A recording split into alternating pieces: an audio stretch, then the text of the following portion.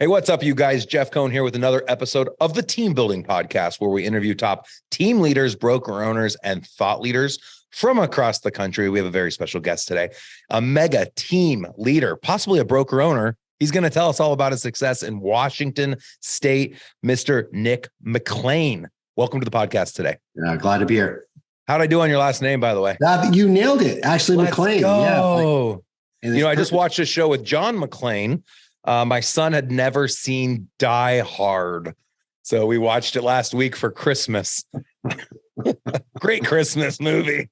Yes, that's the debate. Is that a Christmas movie or is it not a Christmas movie? Oh, come on. It's over Christmas. Isn't that John McLean? Did I get the last name right? He spells it differently. I'm MC Lean. That's my DJ name. MC. Oh, nice. Yeah, bro. You DJ a little bit on the side. Is that your hobby? But we call him McLean. We call him McLean because I'm Scottish. So okay, nice. Cool. Well, let's get into content. Most of our audience members are listening on their drive to or from work or at the gym. And we keep the episodes about 15, 20 minutes, keep them simple, keep it real. Let's kick it off with just maybe sharing with us what area do you guys service and what's your team structure look like? Yeah, so we're in Wenatchee, Washington, which is right between Seattle and Spokane in the state of Washington. It's north central Washington. So we work with 70% of our buyers and sellers are from out of the area. Second homes, vacation homes, Airbnbs, retirement, relocation. So, marketing, digital, social media, lead conversion with people that aren't in the area. We've dominated in the last decade. I'm an independent broker, have been since day one. You are a broker. Cool. Independent brokerage. Are you the designated broker or do you have someone else in your group that's the DB? I'm the designated broker. I've delegated all my managing broker duties to my office manager. Okay. I did that about 4 years ago. About 5 years ago was the last time I went on an appointment. But we operate under the team model, and we probably have right around 36 agents right now. Okay. 36 agent team. You've got a managing broker. You carry the DB status, but you're not acting DB. Are you acting CEO? Yeah. I'm the CEO. How many hours do you think you're putting in a week in that capacity over a 52-week period? Well, I would say every week I'm probably about eight hours a week. And what do you call your team or a brokerage? Nick McLean Real Estate Group. And you run you're a teamage. So you're a brokerage, but you're running like a real estate team. That's absolutely right. Are there agents that you would delineate as non-team agents or non-broker agents? Or is it all just kind of one group? No, yeah, for sure. So, as far as the terminology goes, our comp plan is set up in which you can be specialized. You're a specialized agent, a buyer specialist, a listing partner. There's a certain comp plan that goes with that. That's great for people that want priority leads. So we look at leads as a product. And so they get priority leads for specializing in their certain area. And it depends on where we are geographically. So we'll have specializations in areas that we have abundance of leads. And we need a specialist to go in there and to do that. And that's the team model as we knew it from the inception of teams. What percentage of your team's overall sales come from leads that are generated by you and or your brokerage? 70%. And what percentage of the 70% are coming from leads that are being paid for versus leads that are coming in organically or leads that are already part of your sphere? Yeah, paid lead gen that results in the closings probably about 60% of our business. Okay. Yeah. So overall, you're probably about 40% paid lead gen, 30% sphere of influence, and 30% cold prospecting. Yeah, past clients, database, for sure. Cool. Let's start on paid if that's okay. So what are your top 3 sources for paid leads right now? Oh, digital, Google pay-per-click for sure. And I noticed you guys have a Boomtown site. What would the site be if someone wants to check it out? Yeah, NickMcLeanRealEstate.com. Nick McLean, MCLEAN realestate.com. And I went and checked it out. I was super jealous before we got on. I did a little bit of research. They have an awesome team picture. And then I went through all the different areas because, of course, Boomtown wants you to have your 12 guide pages. And you have really great pictures on there, but lots of lake communities. So I could tell a lot of people probably, you said, travel from Seattle to kind of get away. And you got a lot of lakes over there. Yeah, dude. Yeah, we're the vacation area. We have high mountain, high desert. It's amazing. So, yeah. So as far as lead gen goes, paid is digital, Google. And I'm even going more into Google and SEO and organic. Do you know how much money you're spending a month, and are you willing to share that? Oh yeah, for sure. So probably in the Google area, it's probably about 6,000 a month. Okay, that's about in line with my brokerage as well. We're about 5,500 right now. Out of the 6,000 you're paying, do you have strategic partnerships that are helping you offset some of that marketing spend? Absolutely. Perfect. Mortgage, title, insurance, home inspection, home warranty. Yeah, just mortgage. Just mortgage covering. Is it one mortgage company or multiple? One. Okay, cool. And with the internet leads that you're sending out, can all of your agents work those, or do they have to get approved to work those? What's that process look like? Yeah, so I have a director of sales. The director of sales is in charge of leads and lead conversions. They own that side of the business. So they're tracking the leads, they assign the leads, they take the leads back. We don't call them leads, we call them opportunities. And the opportunities are available to you when they're available to you. And there's certain leads that are available to everybody. Like a pond. But let's be honest, I don't know anybody that agents are actively jumping in the pond without being told to jump in the pond. If you can find that team, I would like to talk to that agent. Just don't wake up one day and say, give me that pond. I want to go in there. What are you converting at? Do you know right now? 7%. Digital is about 7% conversion rate. Those are your Google ad leads are converting at 7%. That's really high. And I'm not surprised because you're in a vacation area. Yeah, and you have to understand something about conversion rate over what time period. Yeah. How long have you been on Boomtown? 10 years. So you have 10 years of data. So it's not like they're converting at 7 in a 12-month period. Those people could be from 3 years ago, 5 years ago. If you looked at my digital leads conversion rate in the 6 month, it's going to be like 1%. Okay. 12 months, 2%. And it goes up over time because that's good to know. Because I operate under I only care about long-term relationships and long-term lead conversion, period. And love it. I'm under the mindset you buy or die. How many units have you guys converted year to date? We're recording today, you guys, on December 21st, 2022. We're about 410. Total unit sales. So you'll end the year about 500 probably, or close to it. You're at 225 buy sides probably off of your AdWords, Google AdWords. Yeah, absolutely. How much are you paying for a click? Do you know what your click cost is? No, it'd be, I have no idea. $6,000 a month. Do you know how many leads are coming in a month? Yeah. Off internet leads? Yeah, for sure. We have 410 last month. We average about 400 to 600 leads a month. So let's just do 6,000 divided by 500. That's $12 for a lead. It's probably $1 a click. Your numbers are just like mine. Yeah. So in Omaha, Nebraska, we spend about $6,000 a month. We spend $1 a click, $10 a lead, and we're converting at 2%. Yeah. And so it's about $500 for a closed lead, which generates $6,000 in gross commission. What is your gross commission in your market?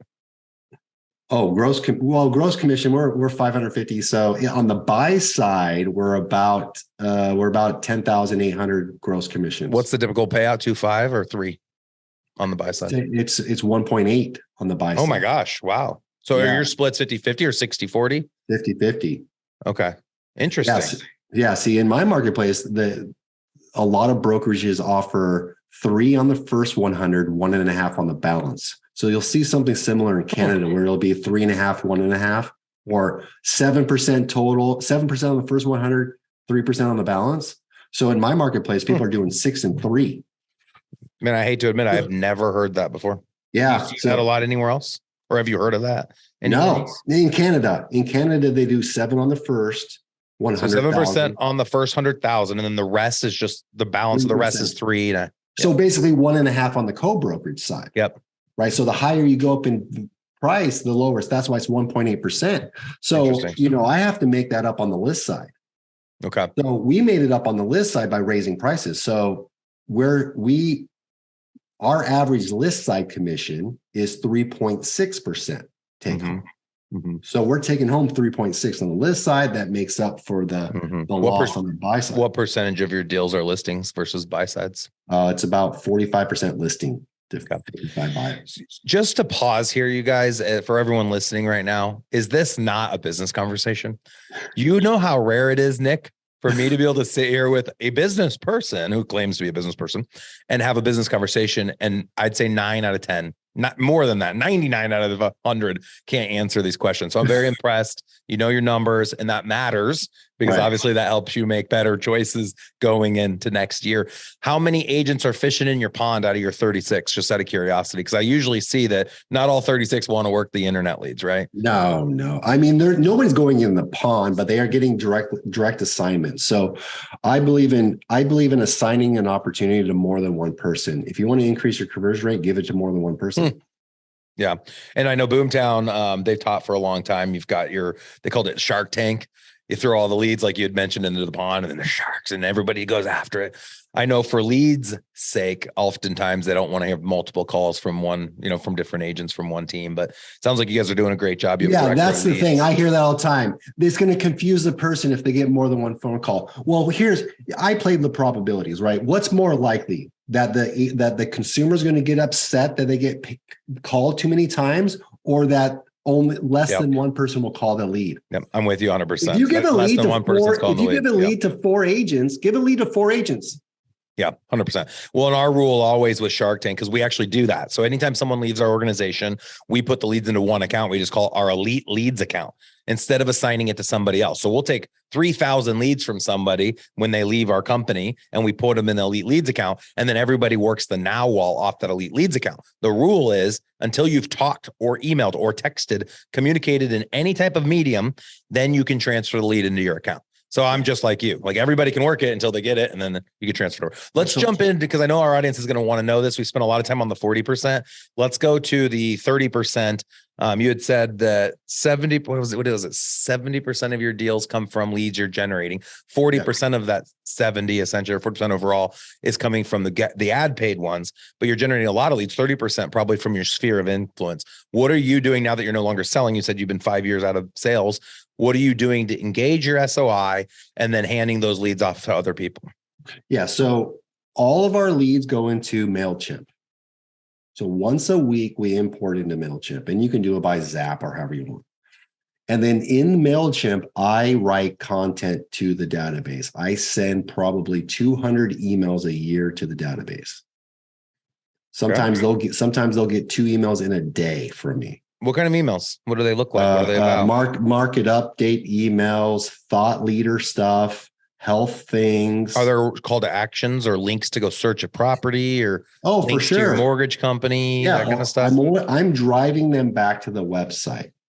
Okay. I want, as a leader and the marketer, I want to get my daily active users up, right? If you generate a lead, okay, that's one thing, but how many times have they gone back to the website? Mm-hmm. That's the metric I'm looking at. I want to increase the number of people that go back to the website. Mm-hmm. Do you know how many people get that email?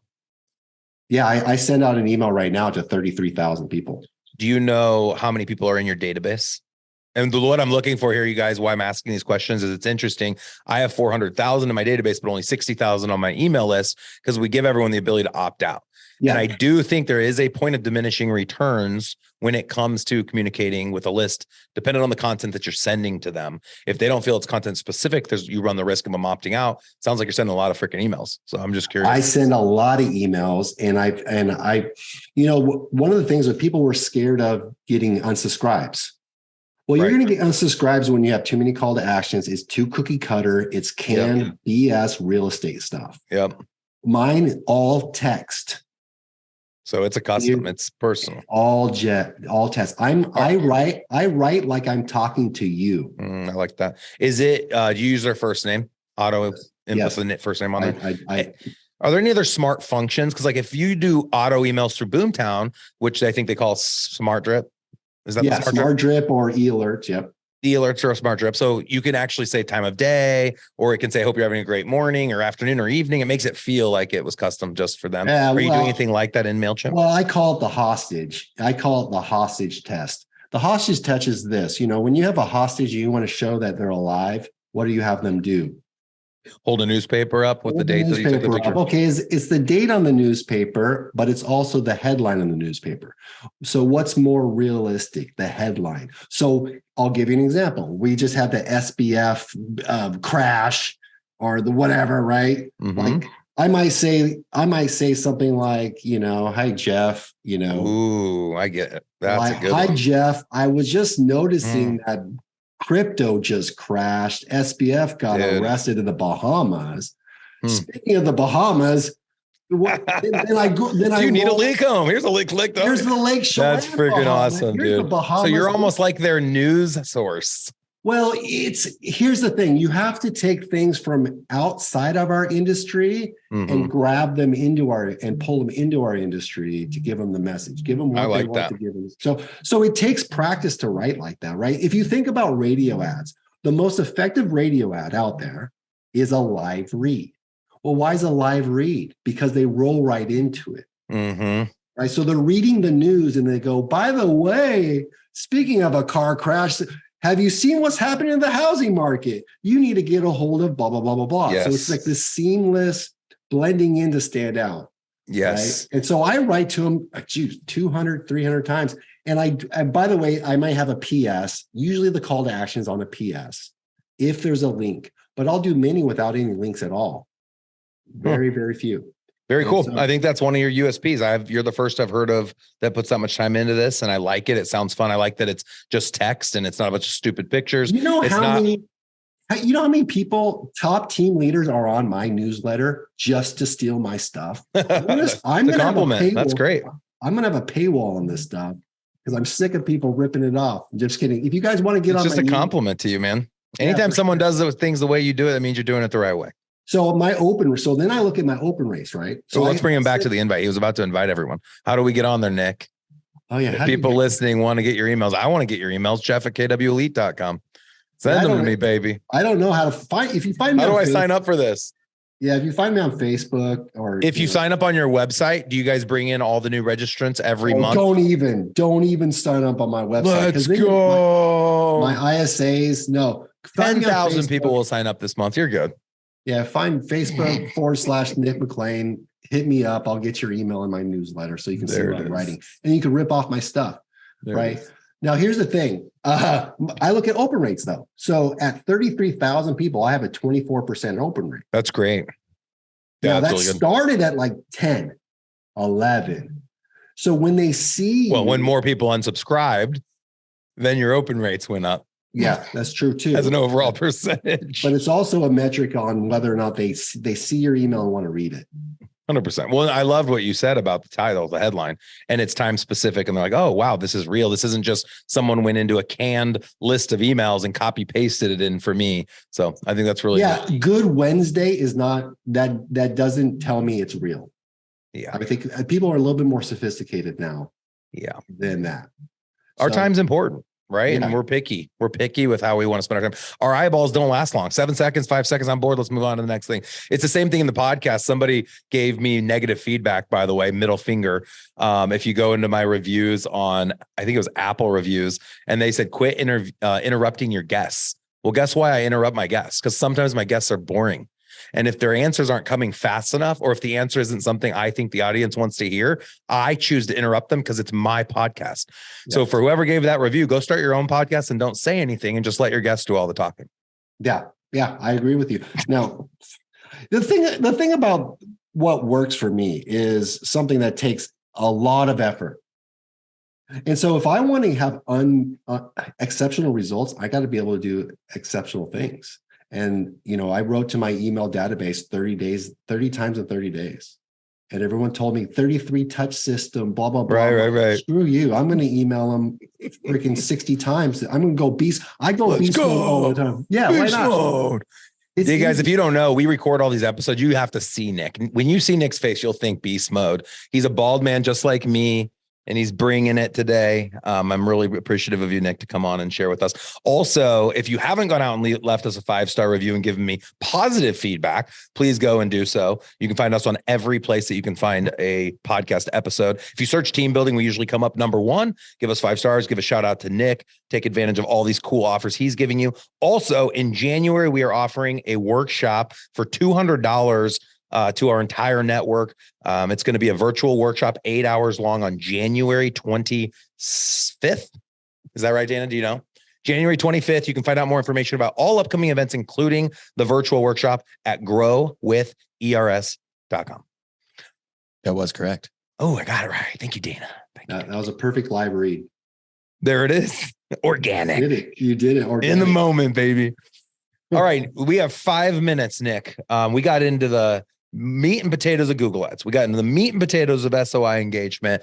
Let's go to the number 3. And these are the cold leads. This is teaching your people how to go out and fish on their own, not taking advantage of Nick's database and Nick's amazing emails and Nick's data, Boomtown page and Nick's leads. What are the best things you're teaching your agents to do right now where they can be active in the market out generating listing leads or buyer leads? Well, I hire people that go and do things that I don't do. And what I don't do, and I've never done it, I don't network. I'm really good at writing content, working on the systems, lead generating. Are you a DC on the disc? Oh, big time. Yeah, I could tell. Big time DC. So it's like, hey, what do I teach them to do? Well, I as a leader, I never tell them to do something I'm not willing to do. But I when it comes to putting them in positions where they're going to excel, right? Yeah, they need to be in the community. Community impact. We have a community impact committee, which once a month we design or we agree on what we're going to attack together for the community. Whether that's right now in December as we're shooting this, we adopted 5 families for gifts. Oh, that's fun. Gift wrapping and all this and deliverability of that and documentation of that and showing that on social media. So just getting out there, getting our brand and reputation out there. Their goal is to increase the goodwill and brand reputation of the company. So by being out there, we're at more places at more times. Right. So, those are the type of things that they're going to do. That's what I expect from them. So if you have 36 agents, they need to be strategically in the Rotary Club, the school district, school board and the PTA. These meetings. are all Nick's nightmare because you have to socialize with all these people. Yeah, I'm not doing any of that. Nope. But I will put you in a position to succeed. And if open houses. Yeah. You guys do opens. Yeah.